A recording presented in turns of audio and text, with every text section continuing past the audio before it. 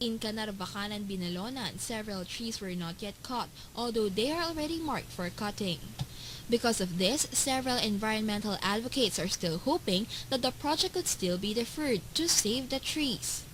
Environmental law professor Attorney Galahad Benito noted that trees should not be destroyed for the future generations. I enunciated in the landmark case of Oposa versus Factoran. Ano po yung sinasabi nito?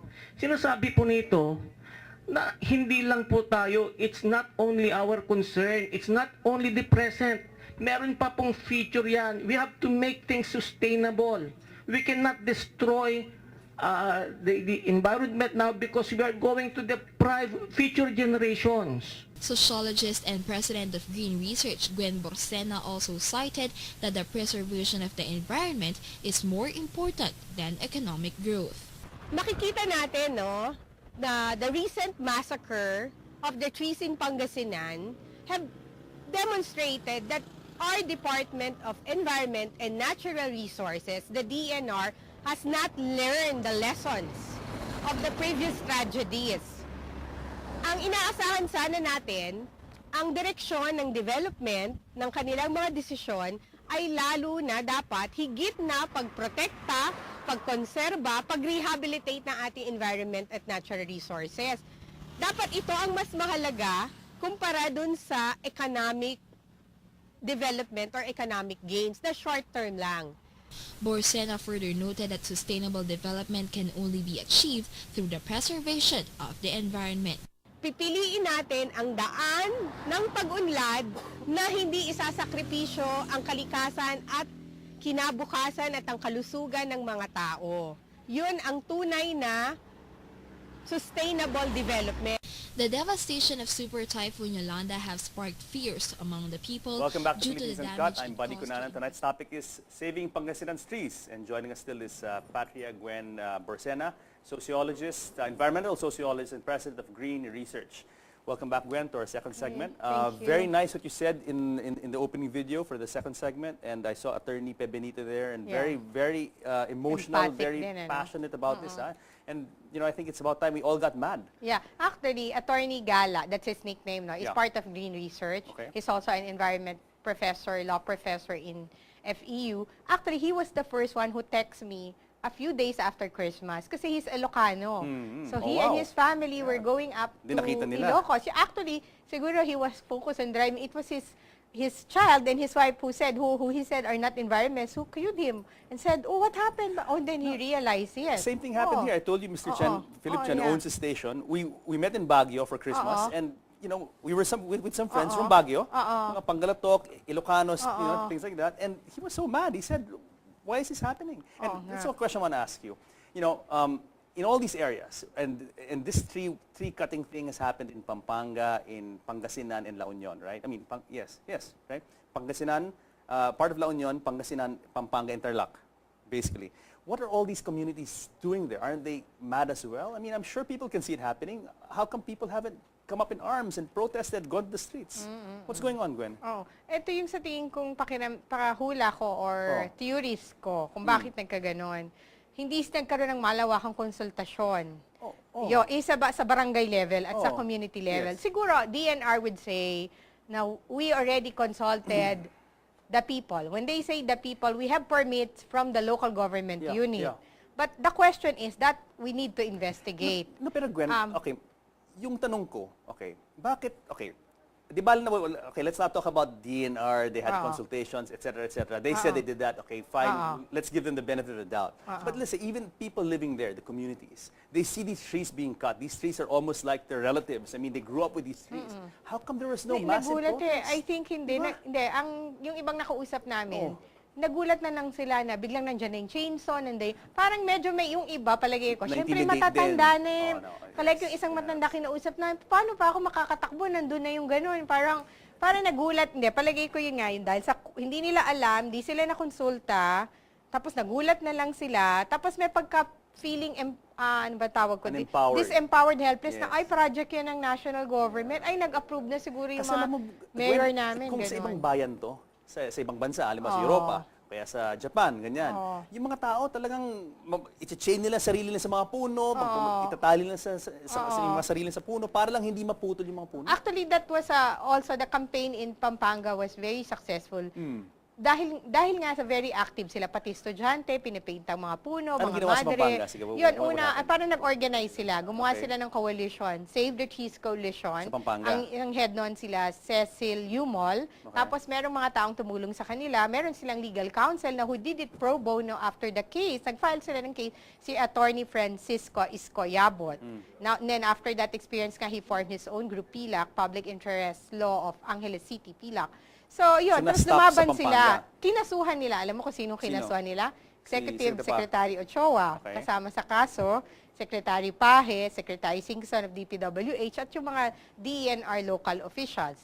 So, yun. God Tapos bless yung them. judge, God bless them. yeah, the judge ng Green Court, may tinatawag tayong mga Green Courts na if there are environmental cases, Yeah. dun mo isasampa yun because of the environmental procedure na ginawa ng dating Chief Justice si Carpun. So ngayon, what did the judge do of the Green Court? Binigyan niya ng TEPO. What's TEPO?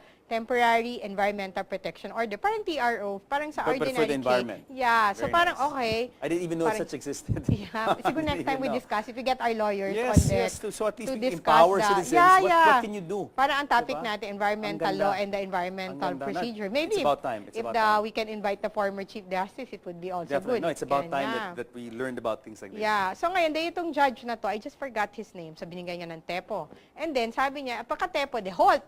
Wala na muna ang activity on the ground. Hindi pa naman nagkakating. Hindi katulad nito, talagang wala na. Hindi nga namin nalaman agad. So ang ginawa ngayon nitong, kaso si judge, sabi ni judge, I think it might have been a legal procedure Yeah, na, yeah. why don't you guys talk? I mean, yung kinasuha, ito Oh, yung parang Save the ano. Trees, Destructive, kinasuha ng government, mausap muna kayo, mediation. And then sa mediation, na-realize, it appeared that the government agencies concerned and personnel realized the campaign. Okay. So no more cutting. But they studied each of the trees. Kada isang tree, inaral talaga. Ito, puputulin ba? Luma? Kailangan bang tanggalin? Dapat Ganon, lang. Oh. inaral ng Okay. maigi. Okay, tanong ko, this happened in Pampanga. Oo. Why is Bakit it that hindi next door, nangyari nga sa virtually next Pangasinan? door, Tarlac, I mean, Sige. Pampanga, Pangasinan, okay, virtually next door, bakit hindi nangyari yan? Yun na nga, ang theory, yun na nga, una sa ko, dahil sa kulang ng consultation, yung mga tao, parang hindi rin alam, mababa rin talaga yung environmental awareness Yung and Pangasinan. alam ng rights. So, tapos, yung inaasahan nating mga leaders, the Sila civil mismo. society, yun ang hindi rin namin alam kung ano ang nangyari, Meron kung bang meron civil ba. societies Pangasinan? Hindi, supposed to be dapat local church Yes, and some yes. NGOs. The schools. Yeah, diba? and actually, there is also a big forest there. Some of the NGOs are focused there and maganda So rin. how come Yun na nga, nakafocus sila doon sa forest na yun. Pero yung highway, yan ang... ironic kasi ito yung dinadaan ng tao, kada araw dinadaan ng tao yan, Oo. and it's yung forest, how many people go to forest, right? Yan But na this nga. thing, everyone can see it Yun na no? nga. every day. Yun na yung nakakalungkot nga doon. Kaya tuloy kami na nandito sa Manila, dahil environmental green groups, we took the cudgels muna. Pero Nice, inaasahan namin na tutulong din sila. Baka lang naisip namin, From Imperial baka Manila pa yung hindi tumulong, naman ha? na Imperial yung iba naman tamin taga Alam, kidding, Dumad. kidding. Anyway, Kidding, joking, nakikinabang din kami doon sa... Hindi, like me, I always go up to Baguio No, for no. a Holy Week retreat. Absolutely. I'm not from Pangasinan, but I have many Pangalatok friends. I love them all. So, in fact, I'm gonna have words with them after the show. Ano bang ginagawa niyo sa Pangasinan? Hindi kayo ma-action. Buti pa yung mga Kapampangan. Pero ngayon naman, to their credit, medyo hindi ko lang alam kung posible rin na ayaw ng iba, hindi naririnig sa media. Pwede, we might give them that benefit of the doubt. For example ngayon, very vocal na yung Pangasinan Cultural and Historical Commission. PH, tama ba ako? CC. This is a new body. Yeah, This it's thing- headed it's by, new. it's headed by, I think mga 2011 to 9. Oh, meron pa silang gano'n. Meron mga a few years back na gano'n. And then headed by Meron pala silang ganon. Virginia Pasalo. And she's quoted now in the recent inquiry. In the two recent news, she was quoted already because they have this Facebook. Sayang nga, I forgot na we could show it sana, I flashed it. They have this Facebook, so they're, over the last few days, siguro they got to talk about it, and Yeah. then they started a petition online. Although another person started it online, mas nag-move sa kanila. In fact, a little bit of good news from Pangasinan kasi sobrang natin binabayan na yung mga taga-Pangasinan. Konting good news naman. Ito, it just came out today in the Philippine Daily Inquirer that yung provincial board has convened and said that they will investigate in aid of legislation, the cutting of trees. And the one who sits on the board is Vice Governor Ferdinand Calimlim. Yeah. So sabi nila, pag-aaralan daw nila, imbestigahan nila ang nangyayari sa Pangasinan with the tree cutting. But for me, it's a case of a little bit too little, too late. Kasi as you said, how many are left? 1,800 trees, 700. there's only 770, and I don't know how many of these have been girdled, Yeah. as you said. Almost Sa mga all. We're not almost sure. all of the 770. According to them, maybe. We will double check, but by by the looks of it. looks at it, almost Yeah. all of the remaining 770 trees in Pangasinan have been girdled. along the highway. So kumbaga, parang on the road na to dying. Nasa let's call it. ICU nga. Nasa Kaya nga ICU kailangan na iligtas. Ayun. Oo. So- pero look at the article. Read it closely. Sorry, it's my sociological No, lens. please. And Come the on, deconstruction. Look at it. Parang may line dyan na the people in Manila see something wrong or something. Parang, ibig sabihin, parang there was a kind na also, because it hit the national media, Yeah. and the green national groups are alarmed, I think it kind of jolted them also that, I think it's partly, I think, yun nga, I was also, actually, I want to credit GNN. Yeah. GNN was the first one that covered the tree cutting issue in national television twice. Rachel Marquez did it twice. The second time I was with her. And I'll tell you why. I mean, Oo. Mr. Philip Chen was so enraged. Yeah. He said he gave us all marching orders. I want you guys to do a special Wow. report on this. And so that's why it happened. But I don't know why the national media, GMA, ABS, the bigger networks didn't pick it up. I mean, this is something very sensitive. Yeah, ang party ang pwede ko ring makitang reason niya. I don't know about the media, but some of us, like us, parang people, the Greens, we didn't see it in the news, we didn't see it in the internet, I wasn't traveling there, kaya no one called our attention, except, yun na nga, when our own lawyers and Father Robert came up to Baguio, so we gonna talk about it. Ang theory ko nun, nung nangyari yung putulan, look at the date. The date was November 4. Yolanda struck November 8. So all of us, We're by diverted, November, yes. we're focused on Yolanda, post-Yolanda, sure. we're also Sure. depressed, watching what to do, how to Sure. help. Parang Ganyan. the nation was in shock, Yun nga, that was basically. the irony of it Yeah. all. Look Yeah. at the irony. Well, we're also crime was being focused on committed. on trying to rehabilitate, reconstruct, help the people in the Western Visayas. Here, There was disaster. devastation It's happening. man-made disaster. And so close to Manila, no? Yeah, yun na nga. So, ang pwede rin nating dito, Pero Gwen, okay, let's talk about this. Bakit ba parang minamadali nila yung pagputol nito? Bakit parang there was enough Kasi nga, baka consultation makasuhan uli being sila. done, and couldn't the road have been diverted, or I've seen this done overseas, in Europe, in Taiwan, in Korea, in Japan. They have essentially old trees. They don't cut it.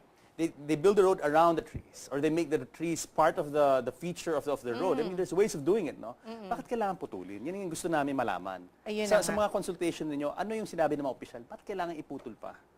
Ang lagi nilang nire-reason na kailangan i-widen yung road, O, na di-widen nila, pero tatamaan, dun sa hindi, gilid. tatamaan daw. Yun, Oh. sabi nila, tatamaan daw. Yung iba sinasabi, dangerous daw yung mga puno, baka matabunan sila, pag ganyan. Parang kung ano-anong rationalization yung ginagawa nila. Pero, ilang bagyo na malalakas na bagyo ang dumaan doon. Walang nahulog. Oo, Yes. at saka nakaka-prevent din nga yun ng, syempre, di ba, yun na, nakakatulong talaga yun to absorb the water, prevent flooding. Although hindi siya mountainous, in other areas, the trees prevent soil erosion. Gwen, even from a Oo. practical point of view, ako kasi madalas ako sa Baguio. And yung SETEX at yung TPLEX, malapit na Oo. matapos. Oo In nga fact, by eh, June TPEX. this year, Oo, Lex. TPLEX Oo. will be open until Rosales, and by next year ata, all the way to Carmen already.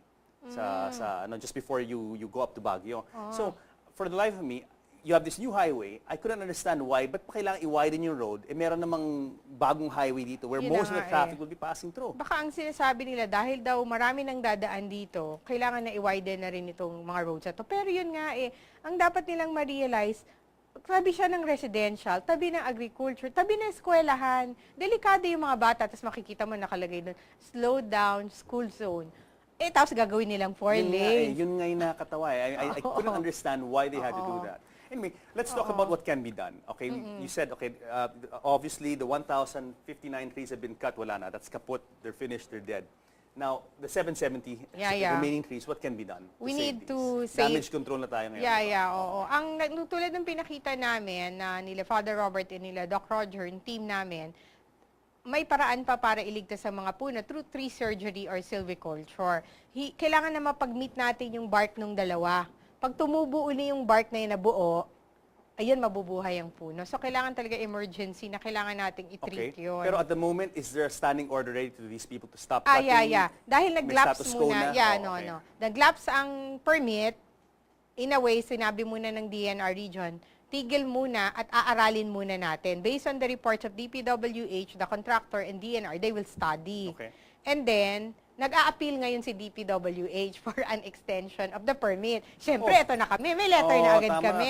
Meron na Kasuhan kami nyo na, kasuhan nyo na. ay hindi pa naman kaso, Kasuhan pero nyo na. meron na kaming letter kay, sumulat na rin po kami kay Presidente, pero Yeah. more on kay regional desk. So, meron kaming sulat kay Presidente, in Tagalog pa yan, ha? At meron din kaming sulat kay Red Director Samuel Penafiel, Regional Director ng Region 1. And he was very accommodating naman when I talked to him kasi kilala pala niya yung mga ibang green leaders. Okay. Kasi he used to be the leader of PAUB. So is there a guarantee now? Walang guarantee, but at least for the meantime, ganito pa yung term, for the meantime, tigil muna. Tapos sabi ko, may epekto ho ba yung aming pagsulat? Di pa napasmile si Senro. Siguro naman po, pero hindi pa natin sigurado. So, nag-warning kami. So, I mean, there's no guarantee. They could start cutting again Yeah. tomorrow. I mean, there's no guarantee. Oo, yun na nga. So, kailangan talaga tayong vigilant na what the decision will be. And ready, handa naman kami nakasuhan sila. No, I mean, if it has to come to that, Yeah. then let it come to that, no? Because, as I said, we're in damage control. This is, the trees, 770 trees are in ICU mode already. Something has to be done. And, dito sa GNN, meron kaming GNN Foundation dito. And we really support these advocacies. And we would be, I'm sure Mr. Philip Chen would be very eager to help save these trees. The remaining 770 trees. Kung meron bang kailangan, as you said, some sort of way to mitigate or to Yeah. reverse the effect of this girdling, no? Yeah. I'm sure. I was then please let us imagining know. parang a kind minor people power, youth power na parang not naman massive, but we need volunteers to treat it. And when we were there, when Father Robert said, I need a sack. Kailangan ko ng sack, kailangan ko ng lubid. Aba, yung mga tao, yung mga bata, nagbigay agad sa kanya, tapos yung mga bata tumutulong magganon. Is there a website Talagang- or a number they can call or anything like that? I mean, let's say if you need volunteers, 'cause I'm sure a lot of people want to volunteer. I want to volunteer. So, di ba?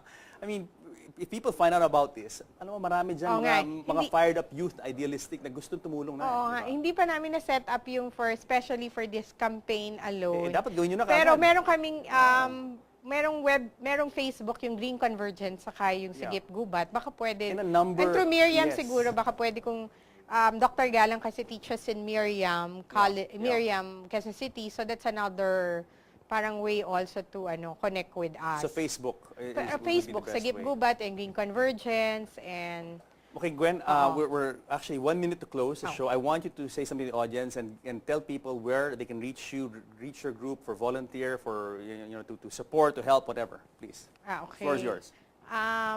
Yan, mga kababayan natin, no? So, humihingi po kami ng tulong para suportahan nyo ang ating kampanya para sagipin pa itong mga natitirang puno sa Pangasinan. No? Lalong-lalo na nananawagan tayo sa mga taga-Pangasinan, yung sa mga affected areas, ituloy nyo lang po ang lakas ng loob, no, na magsalita at ipaglaban yung karapatan nyo. Meron kayong karapatan meron kayong karapatan sa isang healthy ecology or a healthy environment. At ang puno ay may role dyan, napakahalaga ng role para dyan sa healthy environment nyo.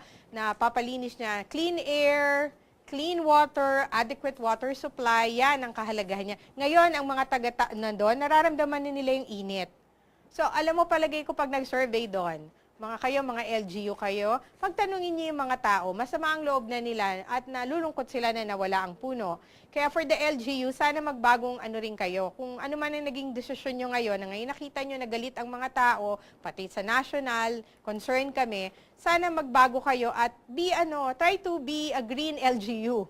Try to have this green paradigm shift. Be green-minded, ha? Yeah, green-minded, lagot. Ayun. So, yan. At kung sa ating mga government officials, please support us in trying to promote a sustainable, inclusive development, climate-resilient development. Bravo.